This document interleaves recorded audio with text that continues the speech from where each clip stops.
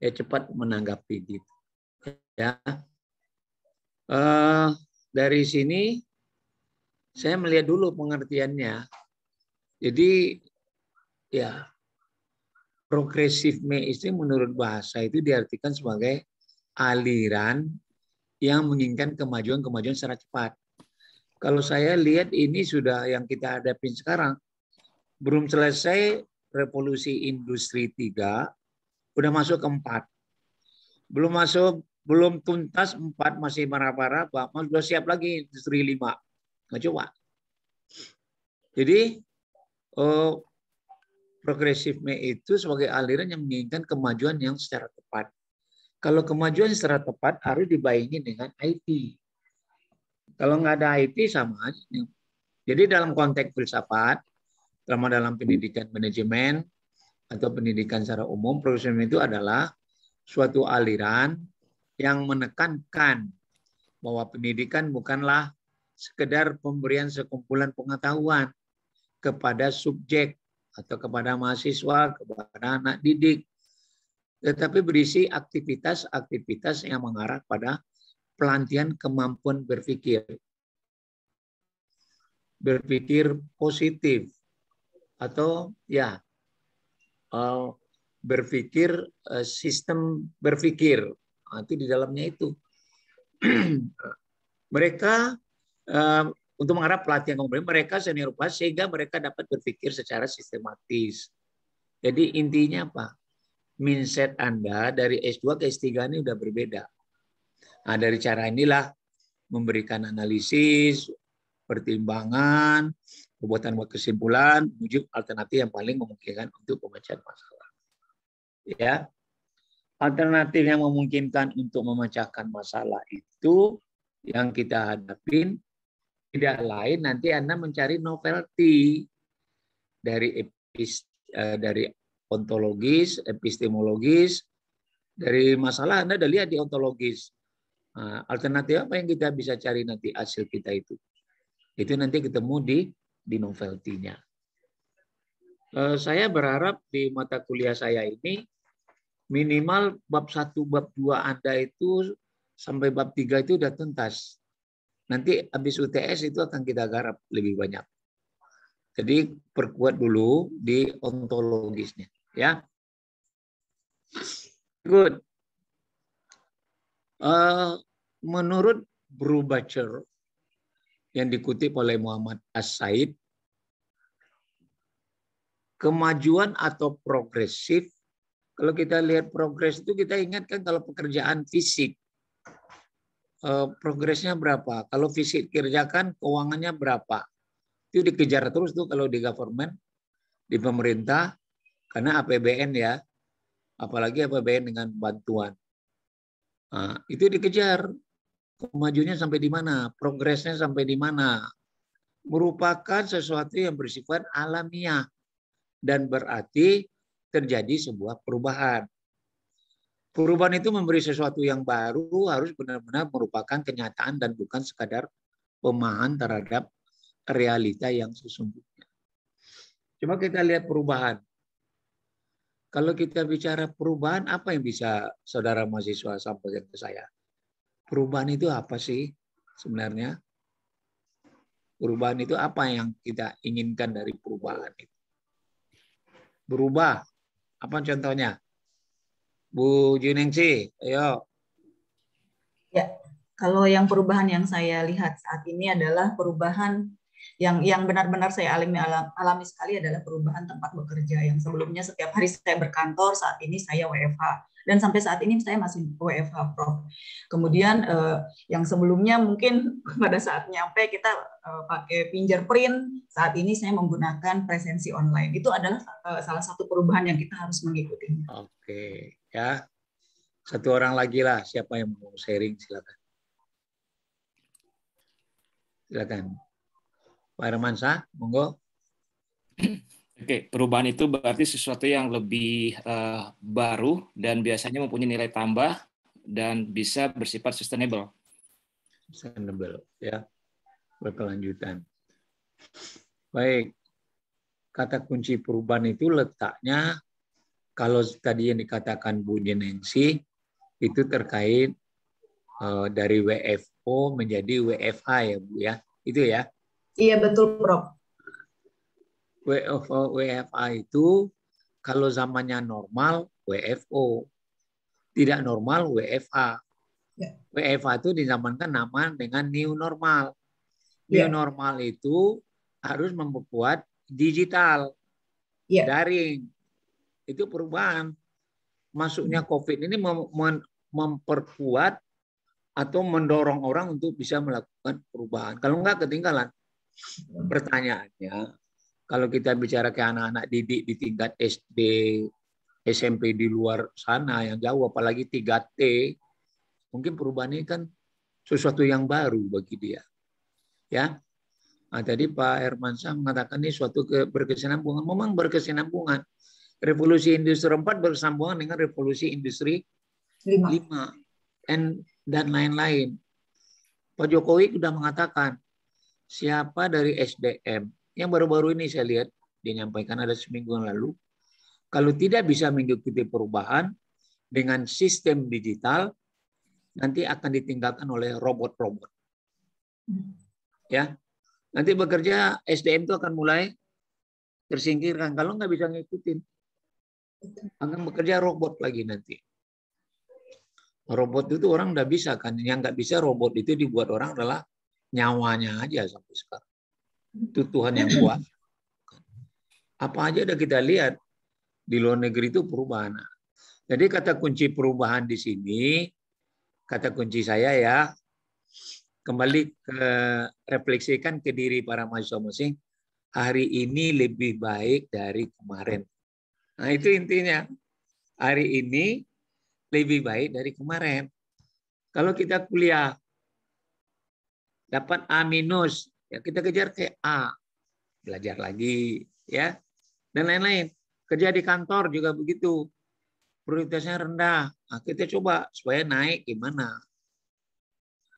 Prioritas rendah itu menjadi sebuah ontologi, ya, sebuah ontologi. Kira-kira itu ya perubahan. Karena perubahan itu disebut sini sama dengan merupakan suatu yang bersifat alamiah dan berarti menjadi perubahan. Perubahan cepat. Jadi kalau kita katakan apa beda evolusi dengan revolusi?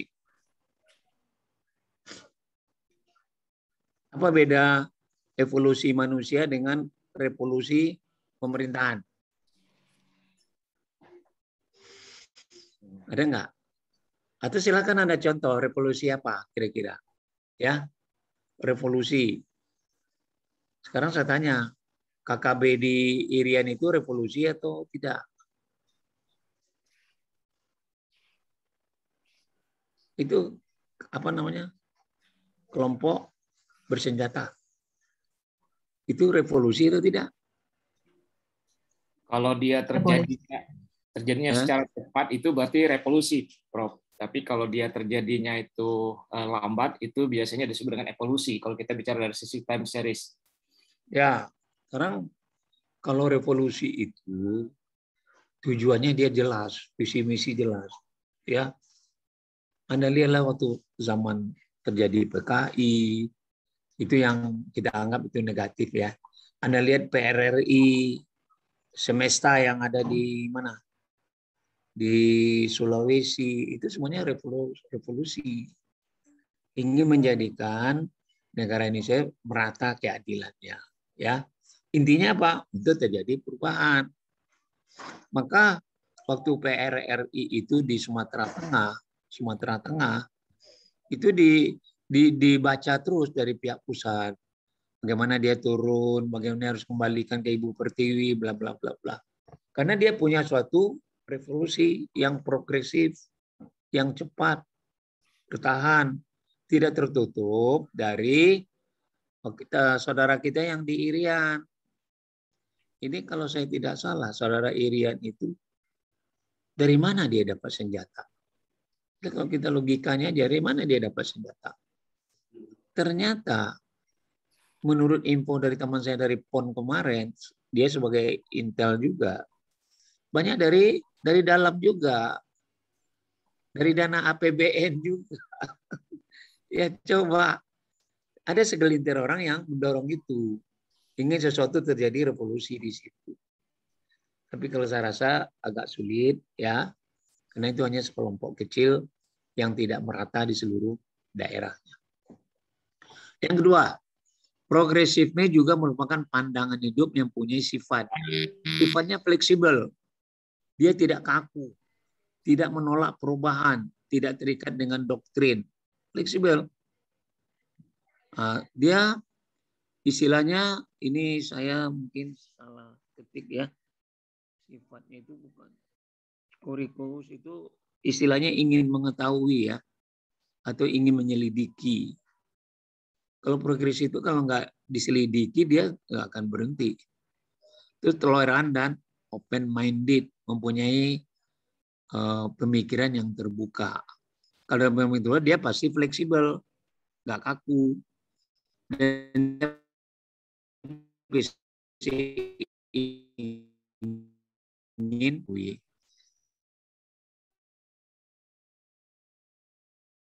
semuanya kita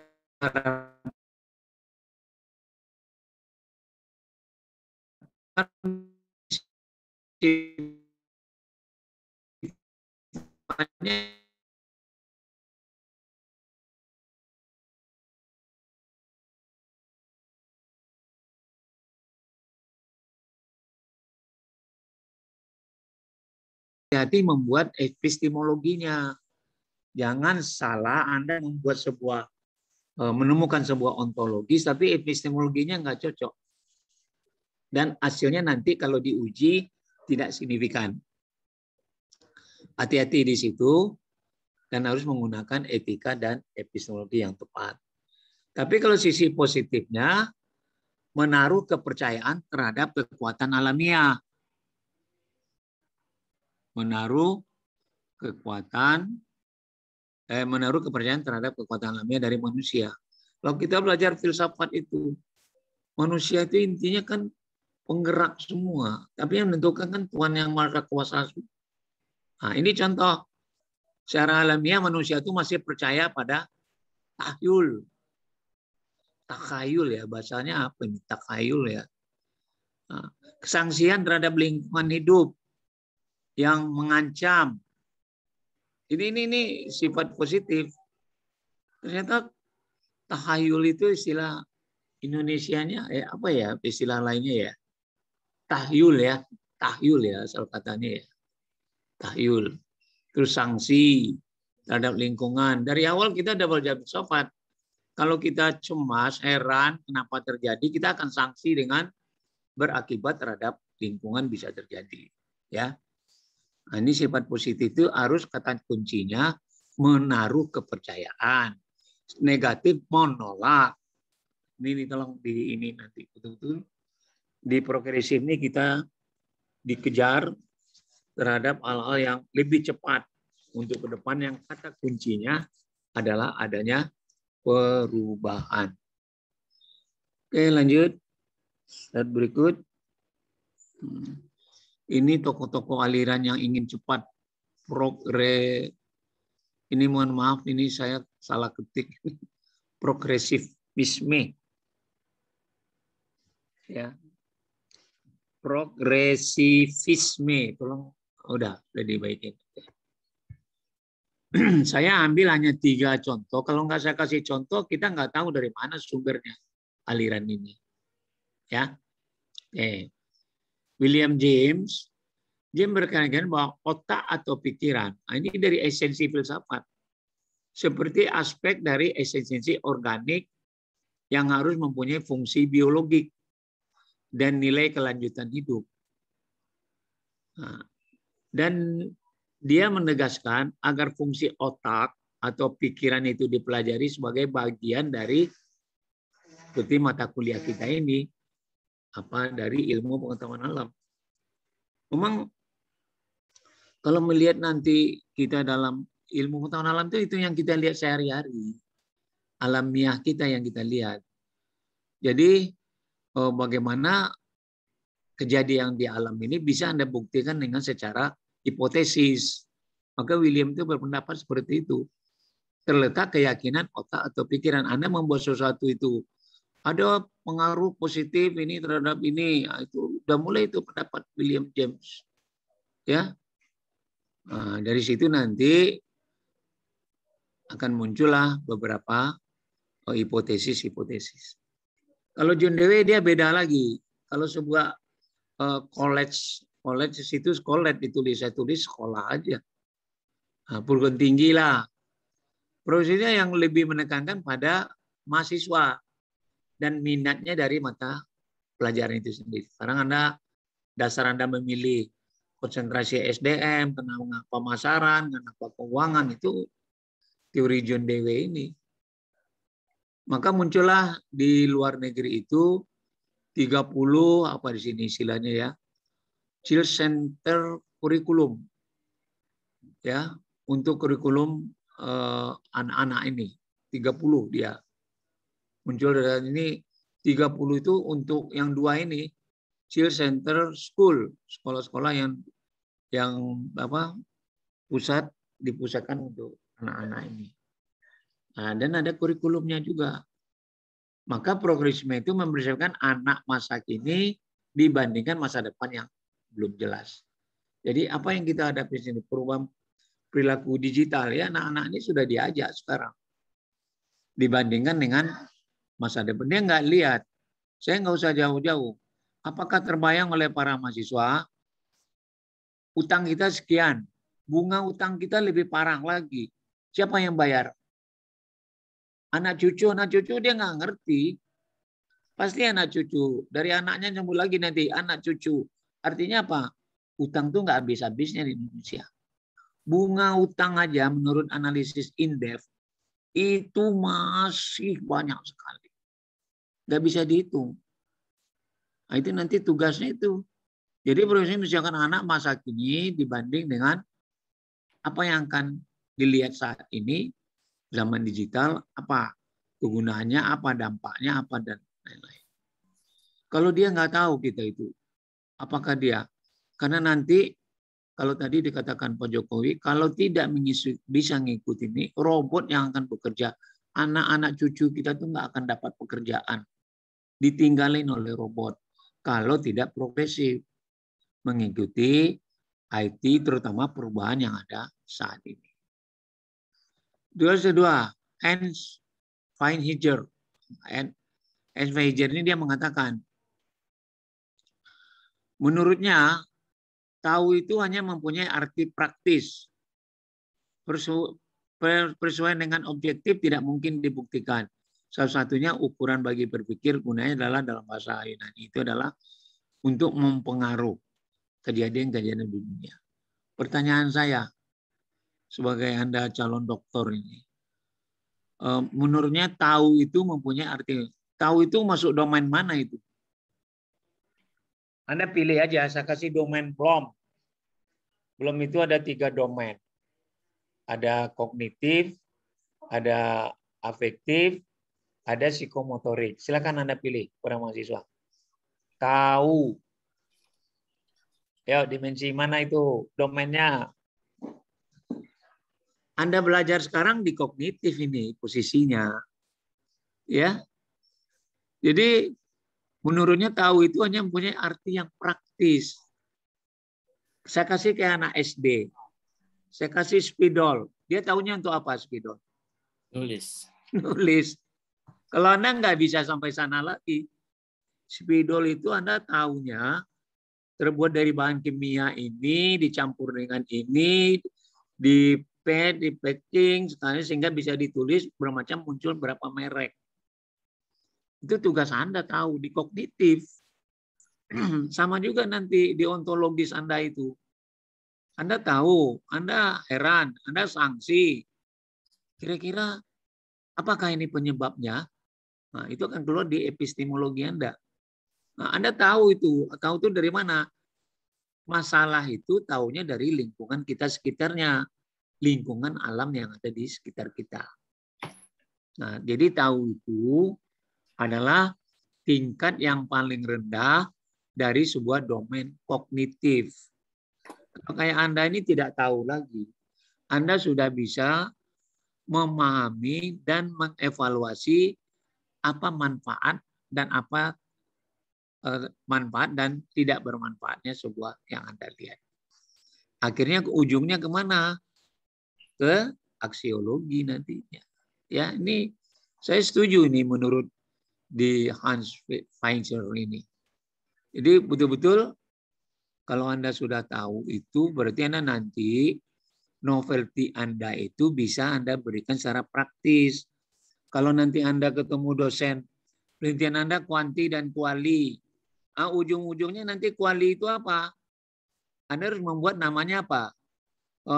Action program, program aksi. Bagaimana orang bisa mengerjakan secara praktis yang Anda tahu tadi. Nah, itu ke sana ya. Oke. Yes, Anda lihat ya.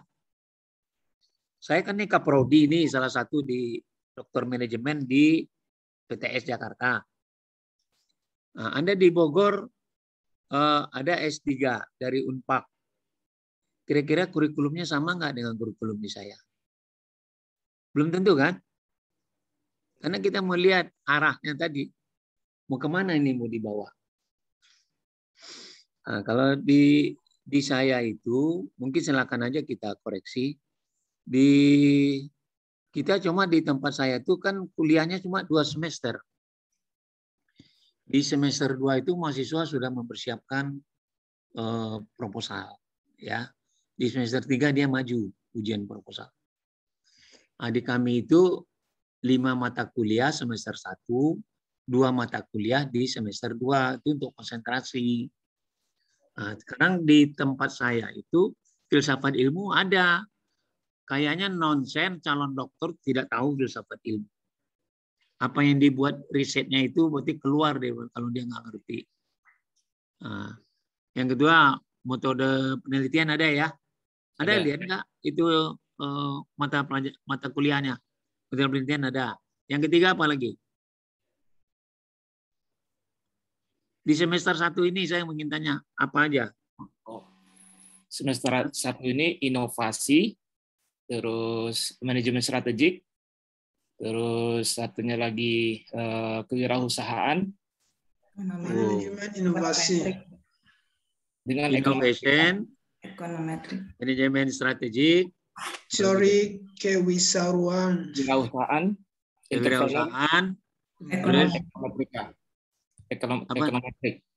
ekonometrik, ya hampir sama.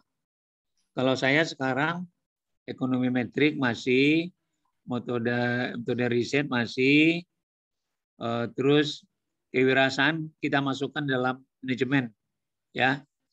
Terus nanti di saya itu ada tambahan filsafat ilmu kita juga ada sama-sama. Kita masukkan sekarang organisasi dan industri. Siapa yang akan melakukan itu semua? Adanya di organisasi dan industri. Nah, itu kami tambahkan, kita rubah. Kita tidak ambil lagi teori ekonomi, karena ini udah lari ke manajemen. Beda, ya, itu nggak kita pakai.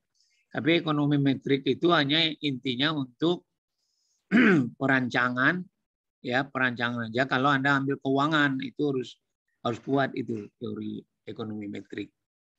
Karena ekonomi metrik itu kan gabungan statistik, ekonomi dan matematik. Itu dia gabungan itu, ya. Tool-toolnya ada di situ. Baik ya. Nah, maka kita buat tidak semua kurikulum harus sama, tapi ada yang harus ada di S3, ada nanti lokalnya apa dia. Ya mudah-mudahan paham lah ya progressiveness ini. Lanjut dari 3 pendapat itu aja sudah berikan gambaran untuk kita. Nah, kalau kita pendidikan manajemen kita udah lari ke dalam, kalau ilmu fakultas ekonomi bisnis tadi udah singgung, ada kewirausahaan dan lain-lain ya. Implementasinya aliran ini dalam pendidikan itu apa? Makna pendidikan di dalam progressive ini adalah pandangan merupakan suatu sarana atau alat yang dipersiapkan untuk mengembangkan kemampuan peserta didik supaya tetap bertahan terhadap semua tantangan kehidupannya yang secara praktis akan senantiasa mengalami kemajuan. Kenapa mengalami kemajuan? Karena tadi kata kunci progres itu adalah perubahan. Nah, perubahan itu tanpa ada sarana nggak bisa. Saya katakanlah teori produksi. Q sama dengan apa? Q fungsi dari apa? Q function dari apa? Ini nggak boleh nggak tahu ini calon dokter. Ya. Kan sudah di ekonomi metrik nggak tahu saya diajar. Tapi nggak tahu ini kan di manajemen ini sebenarnya. Q itu sama dengan fungsi L dan K. L itu tenaga kerja, K itu kapital. Tapi sarana dan alat yang kapital sama modal dan tenaga kerja aja nggak bisa, apalagi menghadapi perubahan untuk bisa bertahan. Maka perlu sumber daya buatan, teknologi, perlu IT, jadi nggak bisa lepas. Maka sekarang industri otomotif, apalah namanya, di garment dan lain, membuat semuanya itu di fitur-fiturnya aja yang dirubah. Nah, fitur-fitur itu dirubah karena ada inovatif kaitan dengan kewirausahaan. Dia tetap bertahan walaupun terjadi itu, tapi secara praktis senantiasa mengalami kemajuan. Maka sekarang kalau orang keuangan, kalau saya tanya, ada mamanya ngambil tentang harga saham atau return saham. Anda nggak bisa ngambil di tahun 2021, karena itu udah zaman COVID, beda. Nah, juga nanti dipertegas ke para mahasiswa, waktu ngambil data nanti, sekarang udah semester 2 atau semester 1 nih? Satu nanti ini ganjil 1, genap 2. Ya mudah-mudahan COVID sudah turun deh. Anda sudah ambil yang lagi normal, bukan di new normal. Ya, di normal itu ada 1 dan kita harus mau tidak mau diminta harus beradaptasi. Adaptasi, kalau dulu Anda belanja ke mall, ke toko, sekarang nggak ada lagi. Anda akan dikirim baik digital, daring, ini dan baik ya. Saya lanjutkan lagi. Lanjutan saya adalah, sebelumnya ada tambahin di bawah sedikit, tolong Hermansyah.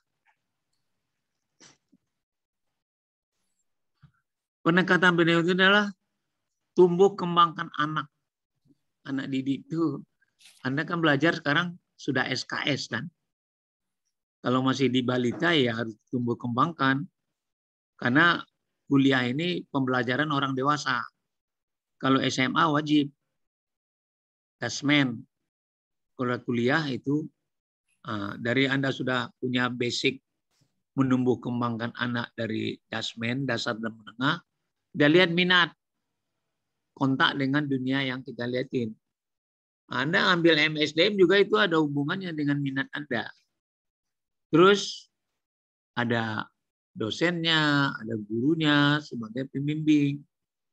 Karena guru itu kan harus punya 4 kompetensi. Dosen, guru harus punya 4 kompetensi. Mudah-mudahan masih ingat kompetensinya. Apa yang paling penting? Kompetensi untuk seorang pendidik.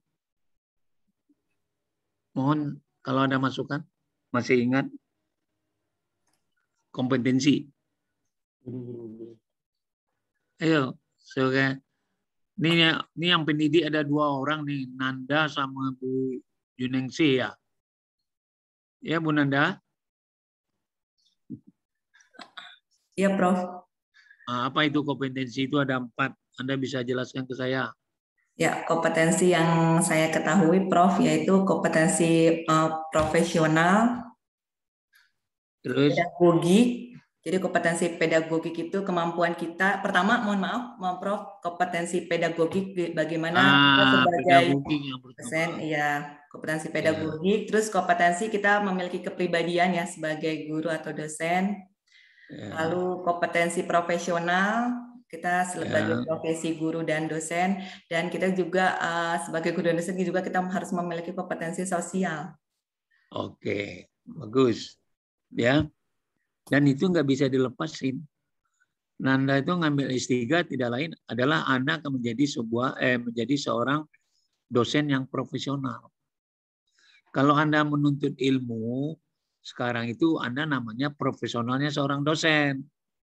Kalau sudah mengajar nanti, Anda harus menjadi dosen yang profesional.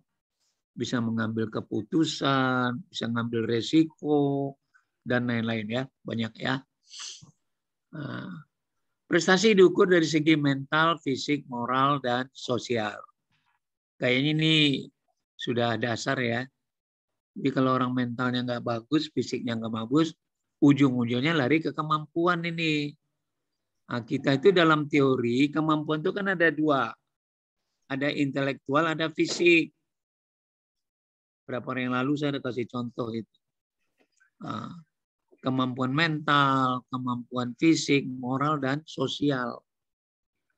Nah, kalau fisik itu jelas ya, kemampuan yang berapa yang bisa kita lakukan. Nanti di mental itu ada dalam diri kita, moral dalam diri kita, sosial, dan termasuklah kemampuan intelektual. Intelektualnya bisa dihitung. IQ kita itu paling-paling antara 110 sampai 130. Tidak ada yang 150. Kecuali Habibie kali ya, itu over intelektual dan lain-lain. Kerjasama ini tidak mungkin kampus atau sekolah itu tanpa ada kerjasama. Yang lebih populer disebut apa? Sivitas akademika. Tendik, pendidik, dan karyawan.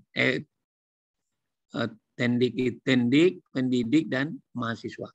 Ya, ada kampusnya, ada hubungan dengan keluarga dan lain-lain. Ya, sekolah produksi sebagai laboratorium yang mendidik anak-anak inovatif dan latihan.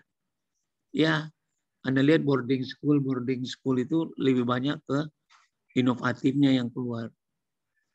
Kalau di sekolah-sekolah biasa mungkin karena anggaran terbatas dari pemerintah, nggak sampai ke situ, cuma dikasih paling tidak pengenalan.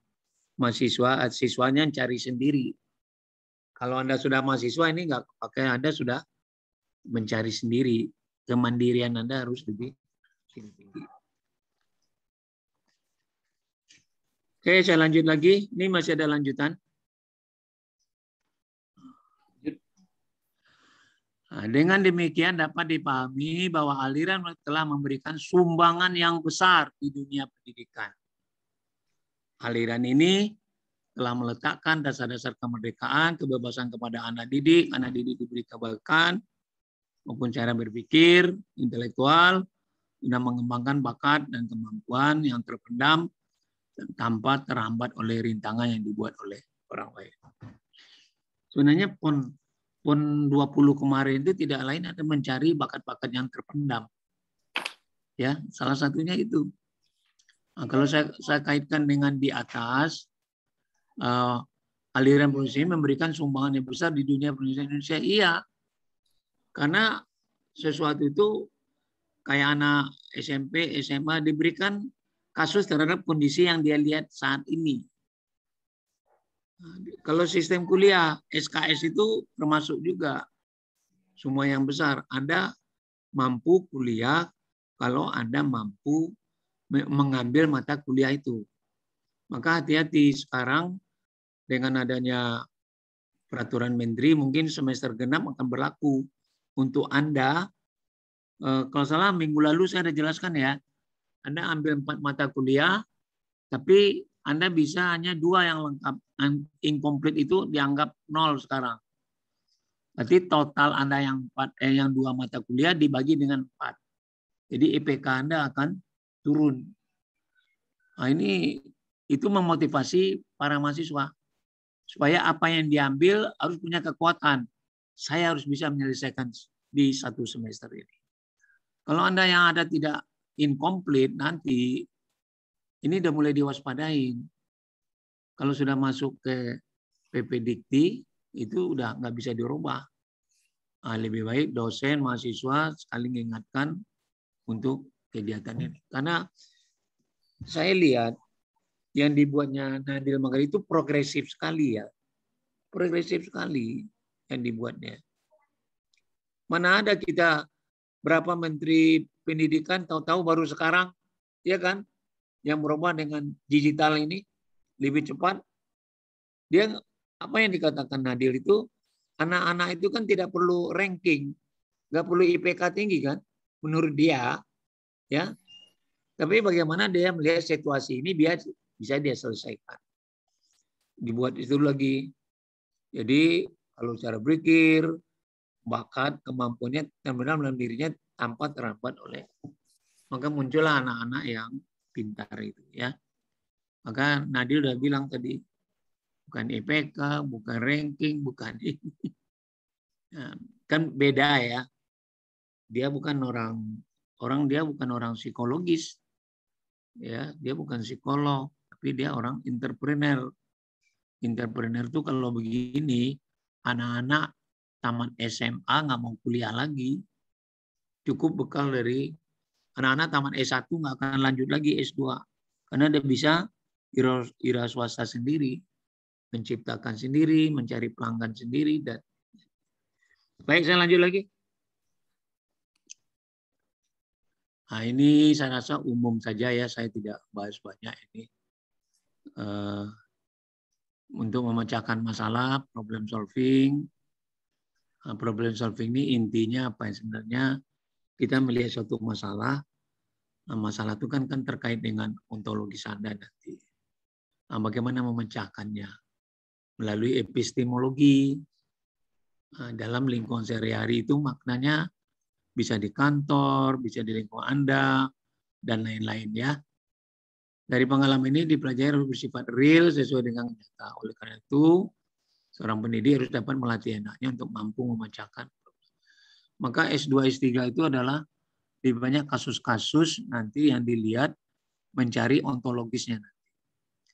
Sejalan dengan itu, tujuan pendidik harus mampu memberikan keterampilan dan alat-alat yang bermanfaat untuk berinteraksi dengan lingkungan yang berbeda dalam proses perubahan secara terus-menerus atau berkelanjutan. Kalau perubahan itu memang harus berkelanjutan. Hari ini bagus, besok jelek. Kenapa jelek? Lakukan lagi perubahan-perubahan. Kalau ini saya nggak perlu jelaskan ya, karena Undang-Undang 20 ini udah lazim lah. Tapi kita harus mengikuti dengan undang-undang yang terbaru sekarang dari Kementerian Pendidikan dan Budaya. Ya kata kuncinya di sini sehat, berilmu, cakap, itulah tujuan akhir semuanya, itulah kalau pendidikan ini yang berjalan secara demokratis dan dapat dipertanggungjawabkan. Lanjut, Pak.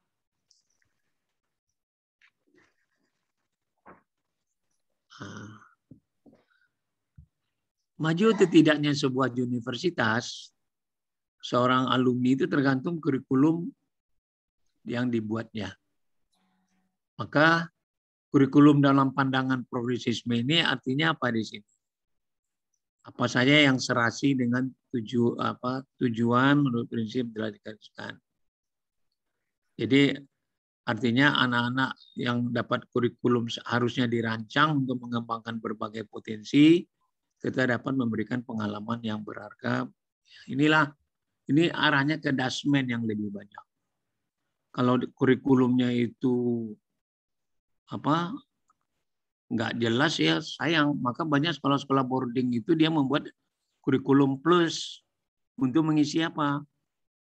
Mindset anak-anak itu bisa diajak untuk berubah, mengalami perubahan. Suatu kurikulum dianggap baik ya. Ada 3 prinsipnya. Jadi baik itu kan relatif, tapi 3 ini nggak bisa ditinggalkan. Apapun di institut lain, universitas, dia tetap harus mendasarkan ke sini. Meningkatkan kualitas hidup anak pada tiap jenjang. Tiap jenjang itu ya tadi, dari TK, SD, SMP, SMA, S1, S2, S3. Terutama ini di dasmen ya. Dia mau masuk tamat SMA, mau melanjutkan ke perguruan tinggi atau ingin bekerja. Kualitas hidupnya sudah harus dia perhatikan. Menjadikan kehidupan aktual anak ke arah perkembangan dalam suatu kehidupan yang bulat dan menyeluruh. Jelas cita-citanya. Mengembangkan aspek kreatif, suatu uji coba atau pemeriksaan sekolah sehingga kemampuan anak didik dapat berkembang secara aktual dan aktif, memikirkan hal-hal yang baru, yang baik untuk diamalkan. Ini hal baru untuk diamalkan nanti larinya ke novelty dan nanti yang tadi dikaitkan secara praktis bisa nggak dipakai. Tadi saya kasih tunjuk perlu adanya program aksi. Nah, programasi itu bisa dalam bentuk seminar, bentuk pendampingan, dan lain-lain. Ya, saya lanjutin lagi. Oh, ini masih ada. Bukan belajar. Habis ini apa ya? Yang tadi itu yang kurikulum mana ya? Ini, Prof. Ini. Nah, yang ke atas ada ABCD-nya. Ini ABC-nya tadi udah, Prof. Oh, udah. Lanjut setelah itu apa? Lanjut ke next slide. Yang ini, Prof.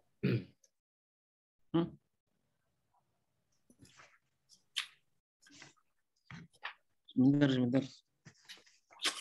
Oh, selesai mau 4 kali ya.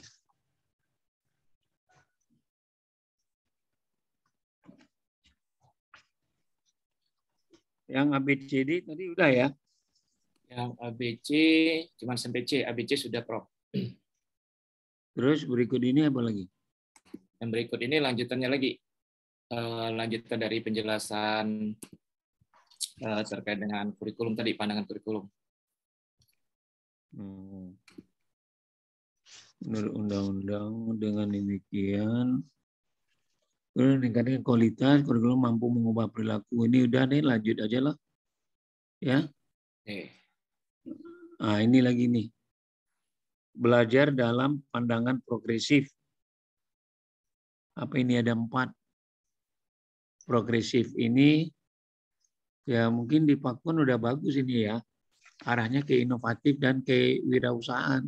Udah bagus ini. Kurikulumnya. Beri kesempatan anak didik untuk belajar perorangan. Beri kesempatan anak didik untuk belajar melalui pengalaman. Memberi motivasi dan bukan perintah. Nih, mengikut sertakan anak didik di dalam setiap aspek kegiatan yang merupakan kebutuhan pokok anak didik. Mengikut sertakan. Maka perguruan tinggi itu kan ada tridharma ya. Nah, yang nomor 4 ini, nomor tridharma 2 dan 3 ini masuk ke nomor 4.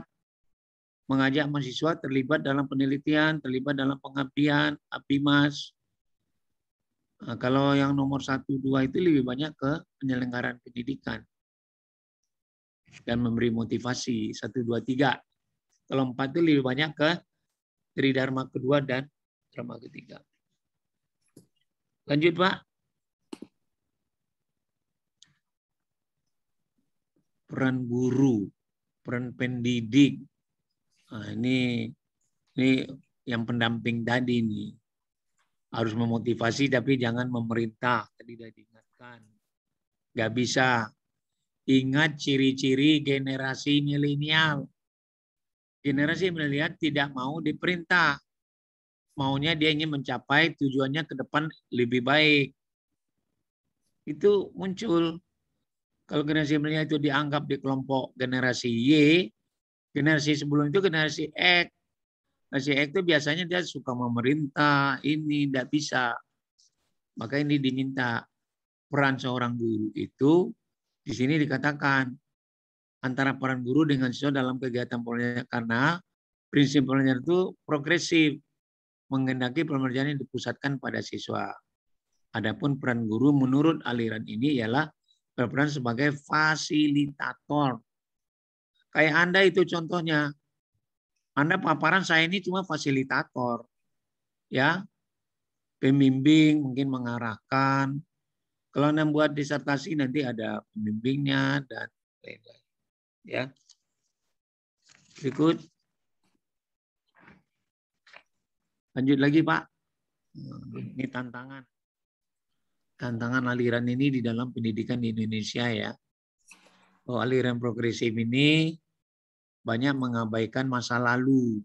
Ya, tadi udah dari awal udah kita sebut. Dan hanya melihat apa yang ada di masa sekarang.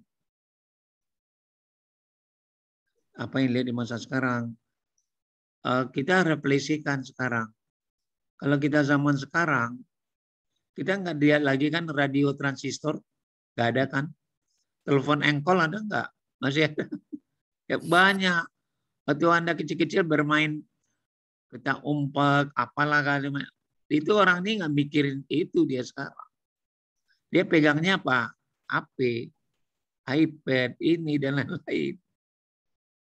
Kalau bisa dibuat tidur terus, ya kan? Lupa dengan batasan-batasannya. Nah, kebanyakan mereka hanya menekankan pada kegiatannya sebenarnya tidak memiliki tujuan. Memang kita lihat, mungkin yang punya anak, coba lihat di rumah. Kalau udah kecanduan HP-nya, coba. Makannya lupa, belajarnya lupa. Susah. Pendidikan progresif seharusnya tidak mengabaikan apa yang terjadi di masa lampau.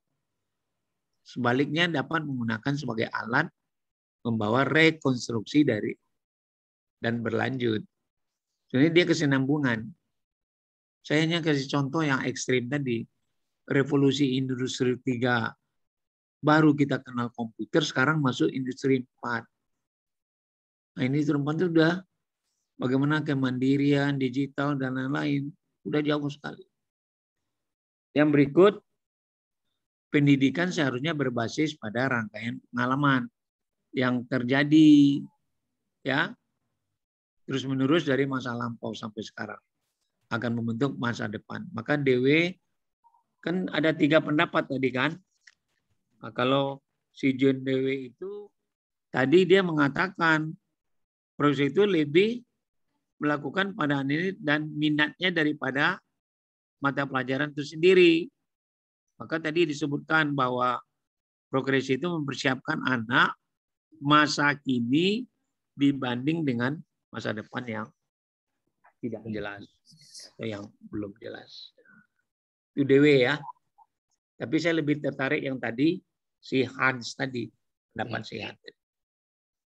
Progresi adalah mengarahkan pada solusi dan sebuah permasalahan. Baik, mungkin yang terakhir saya buat kesimpulan sebelum Munanda maju. Coba saya lihat kesimpulan saya ini untuk aliran progresif. Aliran dalam filsafat pendidikan menghendaki adanya perubahan secara cepat dan praktis.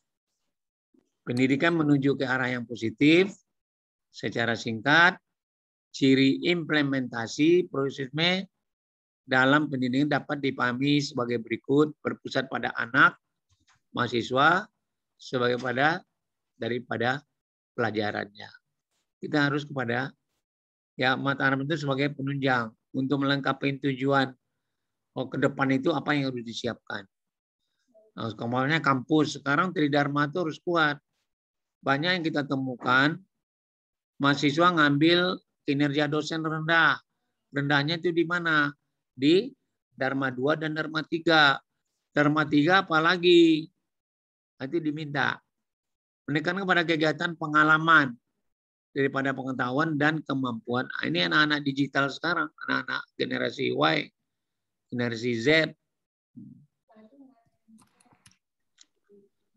Dorongan untuk membentuk pola pembelajaran LOL.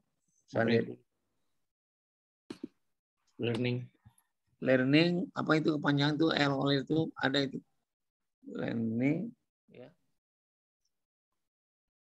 LOL saya. Itu di dalam generasi industri 4.4 ini masuk LOL itu. Apa artinya semua informasi data yang banyak yang bisa dibahas dalam kelompok secara kerjasama, bukan kompetensi. IOL itu ada ya. Tantangan aliran revolusi dalam pendidikan hanya banyak meninggalkan ajaran masa lalu. Selain itu, tadi dari Dewi sudah mengatakan, boleh tapi jangan lupa berkelanjutan masa lalu dengan masa yang ada sekarang yang perkembangan sangat cepat.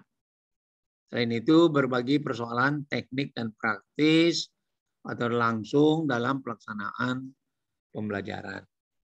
Berbagai persoalan teknis dan praktis langsung dalam melaksanakan. Jadi kalau ada caranya begini, prakteknya kayak apa? Nah, itu yang diminta. Berbagai persoalan seperti itu. Baik, karena materi progressive math ini tidak banyak dari buku yang saya baca, tapi intinya larinya sangat bagus ke perubahan. Kalau bicara perubahan, berarti bicara perubahan tentang perilaku. Kalau bicara perubahan perilaku, berbicara tentang teori psikologi, teori perkembangan anak. Anak itu dari bawah sudah dididik menghadapi masa-masa revolusi seperti ini atau yang disebut dengan perubahan tadi. Jadi yang sekarang kita temukan dari normal menjadi new normal. New normal merubah perubahan terhadap perilaku. Perubahan perilaku itu kalau mahasiswa bisa tercapai tadi tujuannya kalau dilibatkan 3 unsur. Yang pertama adalah pemerintah, ya. Yang kedua link and match dengan perusahaan, ya. Link and match dengan perusahaan. Yang ketiga universitas. Itu harus sejalan 3 itu. Maka nggak salah alirannya Pak Wardiman dulu adalah link and match. Bagaimana ada hubungan anak-anak lulus industri menerima. Sekarang udah mulai digalakkan lagi karena perubahan cepat. Dengan cepat perubahan anak-anak sudah harus merubah perilakunya. Maka kembali merubah perilaku ini harus lihat dulu generasinya. Kalau sampai generasi alfa kita nggak tahu lagi nih. Setelah Y, Z, alfa, nah ada lagi habis itu. After alfa ada lagi. Yang lain-lain sekarang itu mungkin masih di generasi X, Y, Z. Udah alfa lagi nanti. Alfa itu nggak tahu kita akan menghadapi robotik nanti dia. Ya. Itu yang bisa saya sampaikan bahan progresif hari ini. Mudah-mudahan kesimpulan saya tadi itu memberikan arti bahwa kita diikatkan pada perubahan. Tapi perubahan itu kita tantang kalau di progresif itu adalah dia tidak memperhatikan ke masa depan yang akan terjadi. Tidak tahu kita. Maka saya sampaikan tadi dalam ekonomi, utang kita, bunga utang yang kita sekarang di negara kita ini siapa yang bayar? Nggak akan putus-putusnya. Nanti ada siapa yang bayar? Ada cucu. Siapa yang bayar? Ada cucu. Siapa yang bayar? Ada cucu. Kita cucu keberapa kita nggak tahu. Nah, karena semakin dekat menghadap robotik ini. Semakin dia tidak punya kompetensi, semakin dia tidak bisa mengikuti perubahan, dia akan ditinggalin. Tamat S1 atau S2 kalau murni, dia akan ketinggalan nanti. Baik, itu saja mungkin ada pertanyaan dulu. Kalau ada, kita coba bahas. Kalau tidak ada, Prof. Ya. Halo, Prof. Ya, silakan Real. Ya, Prof. Terima kasih untuk kuliah pagi ini. Terima kasih banyak. Saya mau tanya tentang ini. Prof bilang ada generasi Y dan Z dan Alpha. Saya kurang paham itu. Oke. Generasi yang berdasarkan tahun kelahiran. Kalau lahirnya tahun sebelum 60-an atau 60 namanya baby boomer. Anda tahu baby boomer? Ya. Lahir yang masih belum tahu apa-apa. Nah, setelah itu baru masuk ke generasi X. Generasi X itu umurnya sekarang antara 50 ke atas sampai 70 dan 80. Generasi X ya. Nah, Y itu berumur antara 23 sampai 40 tahun sekarang. Ntar lagi dia akan pindah ke X itu, ya. Ada lagi generasi Z yang lahirnya tahun 90 sampai sekarang. 94 lah kalau lengkap dan lainnya. Nanti kalau alfa lebih muda lagi. Mungkin lahir 2000 berapa?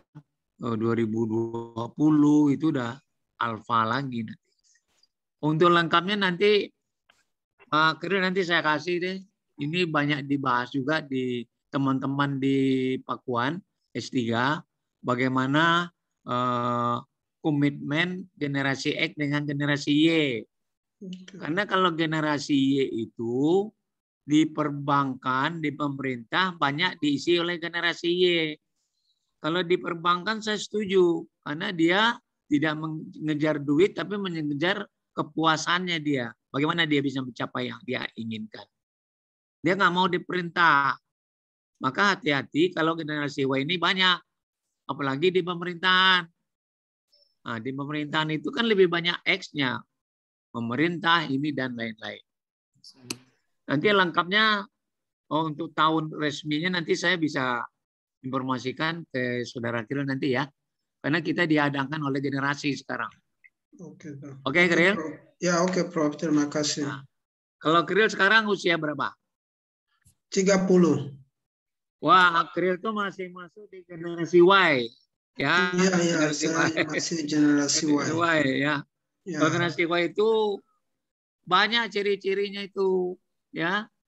Dia tidak mau diatur, dia mau kerja sendiri, dia ingin mendapatkan anak-anak generasi Y atau milenial itu banyak dia bagaimana mendapatkan mobil, bagaimana dapat rumah dan lain-lain lah dengan mencari pendapatan yang sebesar-besarnya, tetapi dengan menggunakan IT.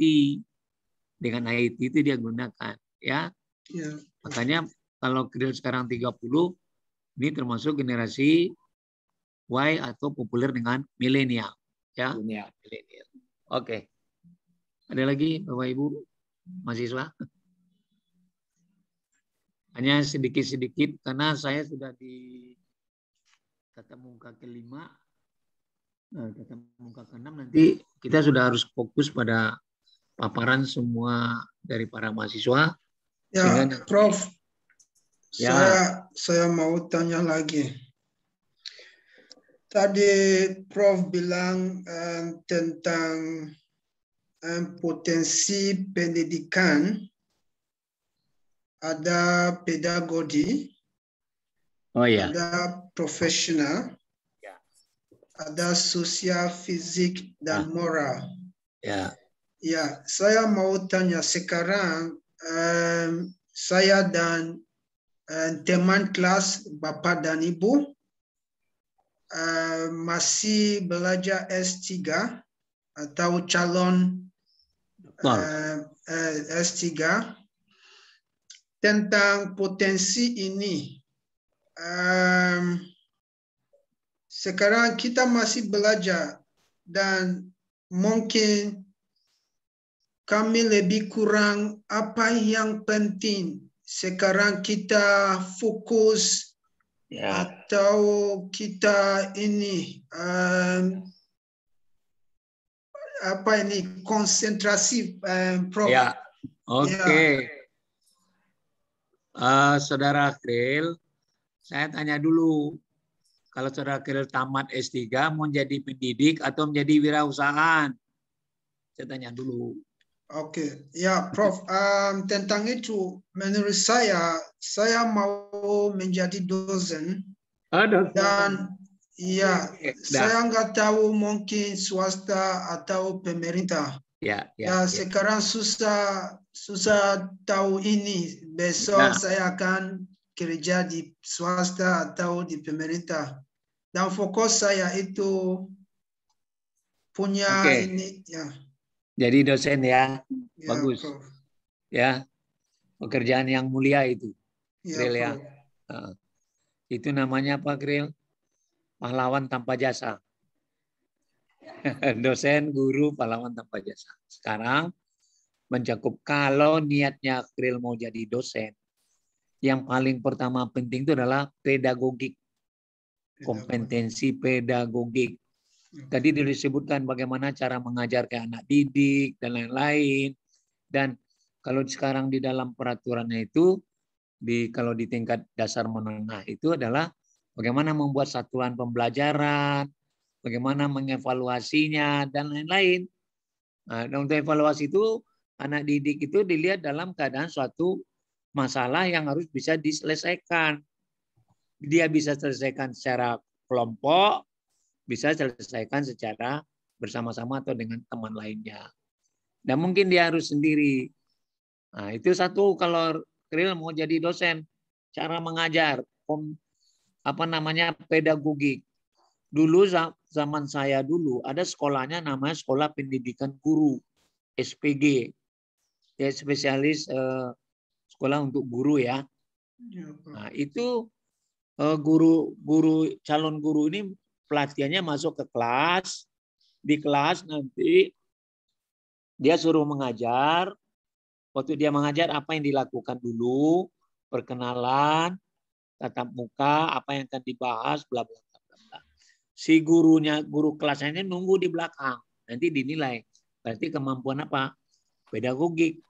Kalau siswanya banyak mencatat lain, buat gambar, dan lain-lain, tidak memperhatikan, karena di dalam pembelajaran itu 83% fokus mata itu harus ke apa yang disampaikan oleh seorang pendidik. 83%.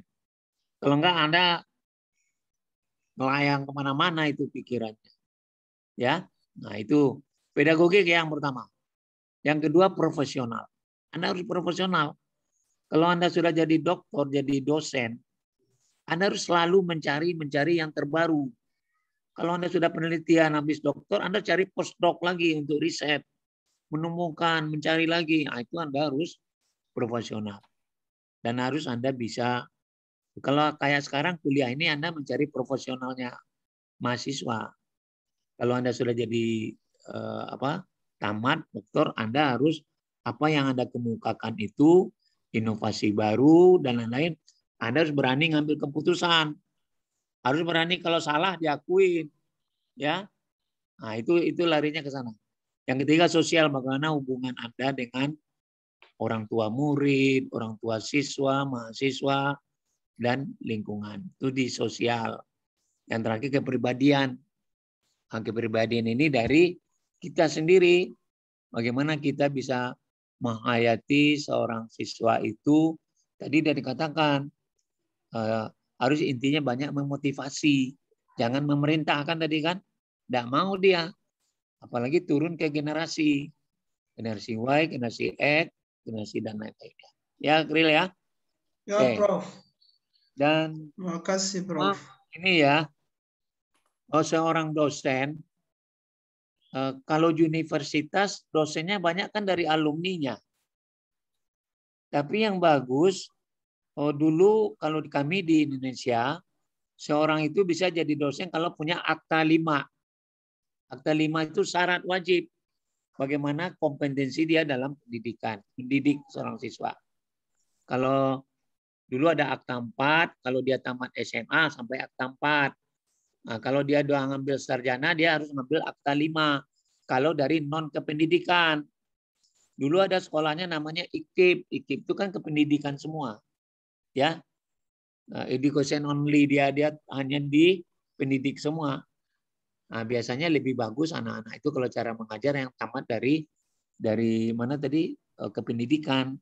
Tapi anak-anak yang tamat dari universitas yang bersangkutan diangkat jadi dosen, itu sainsnya dia lebih bagus. Tapi pedagogiknya belum tentu bagus. Mohon maaf, saya waktu itu di IPB, waktu saya S2, nggak tahu Kril ya, namanya Profesor Sayogyo. Itu mungkin pernah dengar, itu orang bagus dalam sosiologi pedesaan. Dia ngajar, pintar orangnya. Tapi dia ngajar, kita harus dekat dengan dia. Bukunya dikeluarkan ada 20 di mejanya. Baca buku ini. Kalau kita nggak cepat-cepat ambil tempat, kita nggak akan kedengaran. Nah, itu cara mengajarnya. Tapi ada juga cara ngajar, sainsnya keluar. tapi lupa etika dalam pedagogiknya. Karena pedagogik itu bagaimana kita harus mengamankan mahasiswa atau siswa kalau dia ribut, kalau dia ngomong sama temannya dan lain-lain, itu nggak bisa. Tapi semakin tinggi pendidikan Anda, berarti mindset Anda semakin baik. Ya, Ril? Gitu ya? Ya, Prof. Terima kasih, Prof. Kalau Ril mau jadi dosen, nanti ya. Kalau udah dokter, cuma kalau dosen sekarang, Ril harus punya jabatan fungsional, kepangkatan. Kalau Ril tamat, belum pernah ngajar, nanti pangkatnya apa? TP, tenaga pengajar. Itu awal. Nanti harus masuk ke asisten ahli, ke lektor, lektor kepala, baru guru besar, profesor. Ya. Amin. Umur masih muda. Untuk profesor, kalau saya lihat, kecapailah sampai umur sebelum 50 deh. Kalau aktif, karena 2 tahun pangkatnya bisa naik. Ya. Oke, Ril. Anda ada S2 IPB lagi. Aduh, satu alumni sama saya. Ya kan? Ya, Prof. Bagus, Ril. Ya. Baik, sekarang kalau ada yang lain, kalau tidak ada kita lanjut Bu Nanda biar siap-siap. Ya, siap, Prof. Siap-siap ya. Ini udah lengkap ya. Arif, Yusuf, Askril, Pak Remansa, Bu Yunengsi, dan Bu Nanda. Silakan Bu Nanda. Oke, terima kasih Prof. Sebelumnya selamat ya Prof, anaknya yang mau wisuda hari ini. Ya. Semoga lancar dan mendapatkan nilai terbaik ya Prof. Amin. Ya. Yang mohon izin Prof dan teman-teman semuanya, Pak Herman, Pak Arif, Bu Junengsi, Mas Yirel, dan Mas Yusuf untuk memaparkan hari ini. Sebelumnya mungkin saya mengacu yang pokok bahasan yang Prof katakan di awal. Jadi saya bukan ke arah disertasi ya Prof ya, masih ke paparan dari mahasiswa. Nanti mungkin nanti setelah UTS saya akan mendalami ke kasus penelitian disertasi saya Prof. Boleh. Yang saya angkat sesuai dengan tugas Prof, paparan kasus dari mahasiswa, saya akan mengangkat tema fenomena korupsi di Indonesia ditinjau dari sudut pandang esensi filsafat ilmu, Prof. Baik. Dalam pemaparan hari ini, saya fokus ke pembahasan yaitu fenomena korupsi di Indonesia ditinjau dari sudut pandang esensi filsafat ilmu, aspek ontologi, epistemologi, dan aksiologi. Oke. Nah, sebelum ke filsafat ilmu kita kita merenungkan ya kenapa sih fenomena korupsi itu terjadi di Indonesia. Nah, di sini ya. Jadi kasus korupsi itu sudah banyak sekali ya di Indonesia. Nah, ini juga grafik-grafik juga baik kepala daerah, BUMN, BUMD, bupati, wali kota, dan ternyata ini kasus tertingginya juga ASN ya, swasta dan lain-lainnya, DPR dan 2019 dan 2015. Dan ternyata dibandingkan oleh negara lain juga kita juga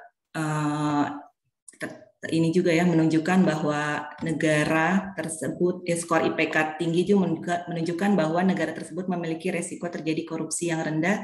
Sebaliknya skor IPK rendah menunjukkan bahwa negara tersebut memiliki risiko kejadian korupsi yang tinggi. Nah, mungkin ini latar belakangnya alasan memberikan uang atau pemberian lain itu 25% karena diminta, 21% ditawari agar layanan yang lebih baik, 17% tidak diminta tapi biasanya diharapkan, dan 33% tidak diminta sebagai ucapan terima kasih. Nah ini ya, ini yang terbaru, statistik baru 2021 ternyata tertinggi beralih ya ke swasta malah ya, ke BUMN. Baru anggota DPR dan DPRD. Nah, pertanyaannya mengapa sih korupsi itu tetap subur gitu ya? Padahal kita sudah banyak orang akademisi di Indonesia. Di Indonesia itu masih memiliki rapor merah dalam pelajaran pemberantasan korupsi. Indonesia berada pada urutan ke-90, nilai Indonesia itu adalah 37 dari maksimal 100. Jadi korupsi memang masih menjadi pelajaran yang remedial terus bagi Indonesia. Nah ini ya, kita langsung ke pembahasan, yaitu fenomena korupsi di Indonesia ditinjau dari esensi filsafat ilmu, ontologi, epistemologi, aksiologi. Jadi sesuai yang sudah dipaparkan oleh Prof terkait esensi filsafat ilmu ya, ontologi itu apa, eksistensi, epistemologi bagaimana, aksiologi untuk apa. Nah, mungkin kajian pertama yang sudah disampaikan Prof juga, aspek ontologi membahas masalah eksistensi yang berarti menunjuk pada substansi kajian ilmu yang dibahas sesuai dengan bidang ilmu. Nah, kita sekarang fenomena korupsi. Apa sih, kenapa, apa itu korupsi gitu? Nah, ketika ditinjau korupsi itu dari aspek ontologi, bahwa korupsi itu dalam undang-undang sudah dipaparkan ya. Jadi perbuatan melawan korupsi. Sebentar, ini ada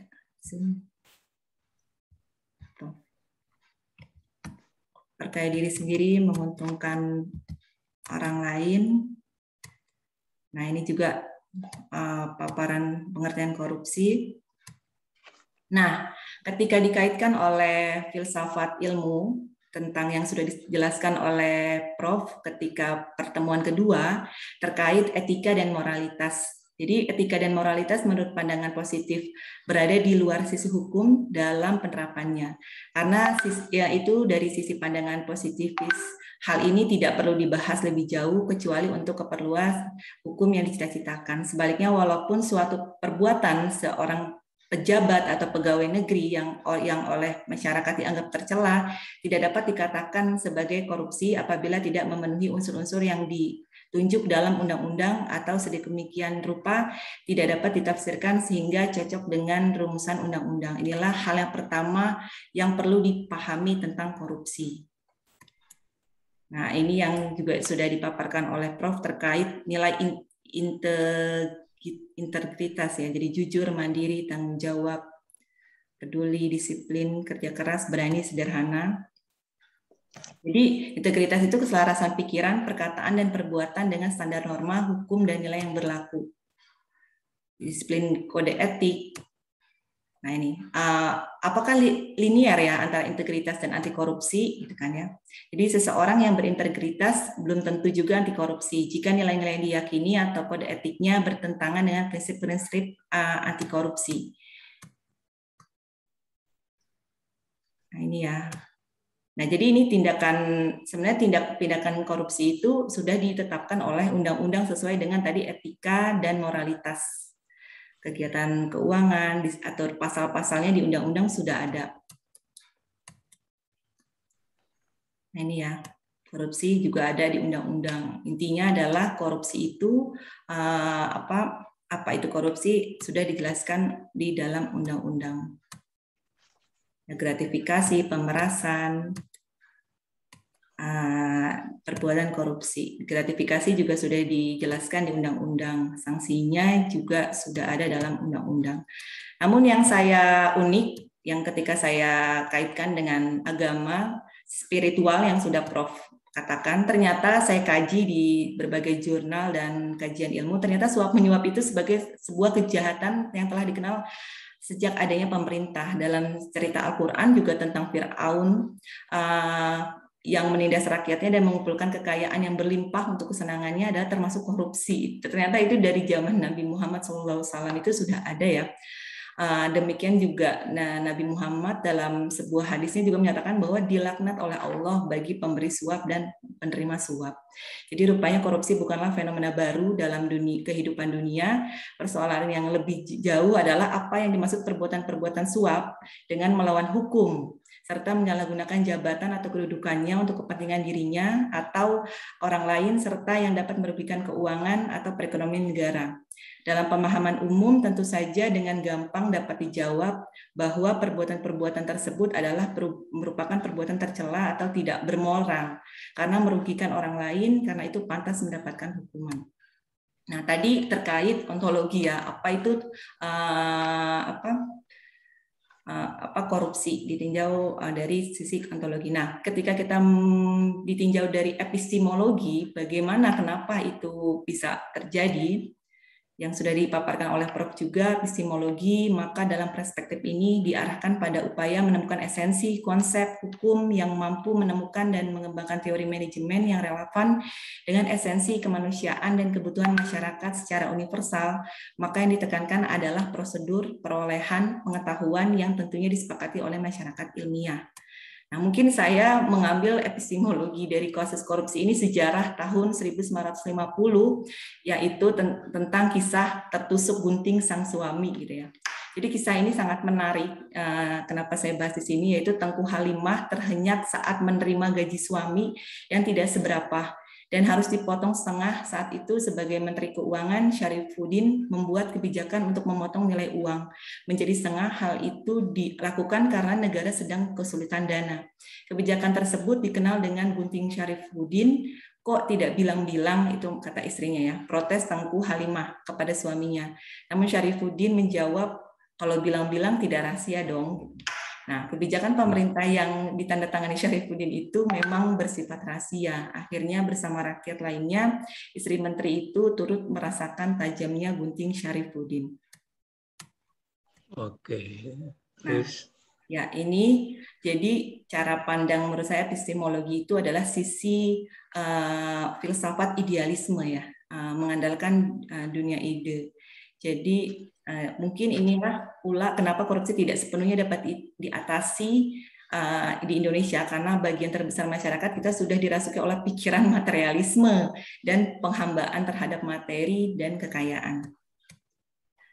Jadi korupsi dapat juga dilihat dari hukum kausalitas yang sudah diajarkan Prof ya, yaitu sebab sesuatu tidak mungkin terjadi kalau tidak ada sebabnya.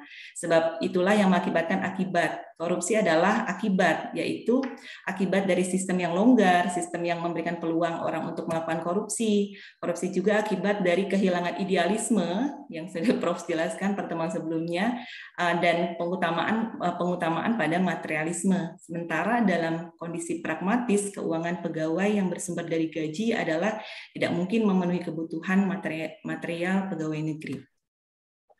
Pandangan dan kebutuhan materialisme itulah yang menjadi sebabnya korupsi. Nah, sekarang bagaimana supaya itu kita harus mengubah cara pikir ya. Jadi korupsi itu bukan budaya, memahami untuk membasmi, meyakini sebagai kejahatan luar biasa. Nah ini ya, dasar-dasar anti korupsi, jujur, peduli, mandiri. Jadi ungkapan yang sehari-hari yang indikasi korupsi itu biasanya ucapan terima kasih, anggap saja deh ini sedekah gitu ya, bagi-bagi rezeki, uang perkenalan, lagi happy, oleh-oleh, kenang-kenangan, sudah biasa, tidak ada maksud apa-apa gitu. Nah, tidak kenal pemberi atau tidak tahu asal muasal barang pemberian bukan alasan untuk menerima, tetapi justru alasan untuk menolak. Jadi kalau dikaitkan korupsi ini dengan manajemen di tinjau filsafat ilmu adalah manajemen resiko. Nah, tadi sudah dikaji terkait ontologi, epistemologi. Nah, aksiologi, untuk apa sih korupsi ini? Seperti itu ya. Kalau kita mempelajari korupsi itu, atau apakah yang sudah dikaji dari korupsi ini, yang sudah Prof jelaskan, maka dalam perspektif ini diarahkan bagi upaya menyejahterakan kehidupan umat manusia yang bermartabat, bermoral, yang memberikan kontribusi bagi masyarakat secara universal, khusus dalam pengembangan organisasi, dari aspek aksiologi.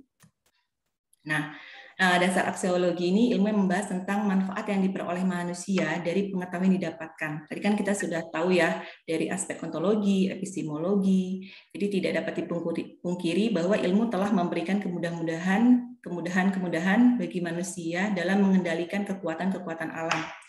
Aksiologi hukum, ajaran nilai, diterjemahkan ini penentuan isi dan nilai-nilai seperti kelayakan, persamaan, keadilan, kebebasan, kebenaran, dan penyalahgunaan hak. Ini sudah dikaji juga ya di berbagai jurnal, kontribusi aksiologi, pendidikan anti korupsi dalam mengembangkan sikap anti korupsi mahasiswa dalam program studi PPKN. Ini juga Nah, jika dikaitkan itu risiko ya, yaitu berbagai risiko yang bisa korupsi. Survei integritas juga ini yang sudah dicanangkan terbaru ya oleh 3 Agustus 2021 Menteri Keuangan Presiden, yaitu berakhlak, karena pegawai negeri mohon maaf juga banyak yang terkait dengan korupsi. Nah, tentukan pilihan mau berperan aktif di mana kita, perbaikan sistem kah? Kalau kita aparat gitu ya, pemerintah, atau membangun nilai, efek jerah, seperti itu. Nah, ini ya beberapa indikator pemberantasan korupsi, negara, warga negara, dan institusional. Banyak ya, padahal poster-poster anti korupsi, media pembelajaran anti korupsi, anti korupsi podcast ya sekarang karena media sosial dikaitkan podcast. Di Menteri Ketenagakerjaan Republik Indonesia juga sudah menyanangkan siap bergabung dengan penyuluh anti korupsi. Konten-konten juga di media sosial ya, kampanye di Facebook, Instagram, TikTok, YouTube dengan hashtag berawal dari kita. Nah, film pendek juga banyak ya yang sudah berkontribusi di anti korupsi. Nah, penutup, jadi saya kesimpulan dari pemaparan yang saya paparkan. Jadi kita sebagai warga negara harus memiliki pribadi bijaksana yang setidak-tidaknya memiliki sekurang-kurangnya 5 kriteria yang sudah dijelaskan Prof. Memiliki integritas intelektual, yaitu teori korespondensi, kesesuaian antara pernyataan tentang sesuatu dengan kenyataan sesuai itu sendiri. Yang kedua, teori koherensi, teori kebenaran yang didasarkan kepada kriteria koheren atau konsistensi. Yang ketiga adalah teori pragmatisme, harus berani melihat fenomena-fenomena kenapa itu terjadi. Dan yang keempat, teori performatif, bagaimana kepemimpinan mengungkapkan sesuatu dengan kebenaran dan tidak salah. Dan memiliki integritas moral, integritas spiritual, integritas kepribadian, religius. Dengan harapan tidak ada lagi kasus korupsi di Indonesia. Nah, Pak Presiden pun sudah menyanangkan yaitu berakhlak ya, yang sesuai dengan materi Prof yang sudah sampaikan, memiliki integritas intelektual, teori korespondensi, teori koherensi, teori pragmatisme, teori performatif, integritas moral, spiritual sudah diambil oleh Pak Jokowi juga. Pak Presiden kita spiritual, kepribadian, dan religius, dengan kata-kata hashtagnya berakhlak, itu sangat religius menurut saya. Penutup dari saya tutup dengan kisah. Ini saya sangat senang sekali ya. Kisah ini adalah Haji Agus Salim. Aku tidak melarat. Aku dan keluargaku sering kekurangan uang, pindah dari kontrakan yang sempit ke kontrakan yang tidak kalah kumuh, makan seadanya. Tapi bukan aku melarat, tapi bukan berarti aku melarat. Kami bahagia, kami kaya. Aku, istriku, anak-anakku saling membahagiakan. Kemelaratan itu hanya persoalan mental, bukan kepemilikan harta. Orang tua yang sangat pandai ini adalah seorang yang jenius, yang mampu berbicara dan menulis secara sempurna, sedikitnya dalam 9 bahasa. Kelemahannya hanya satu, ia hidup melarat. Itulah tulisan Willem, seorang pejabat Belanda, dalam buku hariannya saat mengomentari Haji Agus Salim. Faktanya memang demikian, Haji Agus Salim selalu bersahaja. Terima kasih. Jujur adalah salah langkah awal melawan korupsi. Esensi filsafat ilmu, ontologi, epistemologi, aksiologi. Salam sehat. Sehat badan kita, sehat pikiran kita, sehat hati kita, dan insya Allah sehat kantong kita. Wassalamualaikum warahmatullahi wabarakatuh. Waalaikumsalam. Waalaikumsalam warahmatullahi wabarakatuh. Wah, ini referensinya Bu Nana untuk negara nih bagus sekali ya. Terima kasih.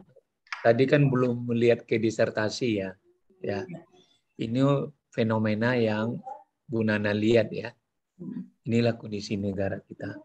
Tapi dari gambaran-gambaran yang saya lihat tadi, kenapa tidak ada Bung Hatta mengatakan korupsi di Indonesia susah dihapus?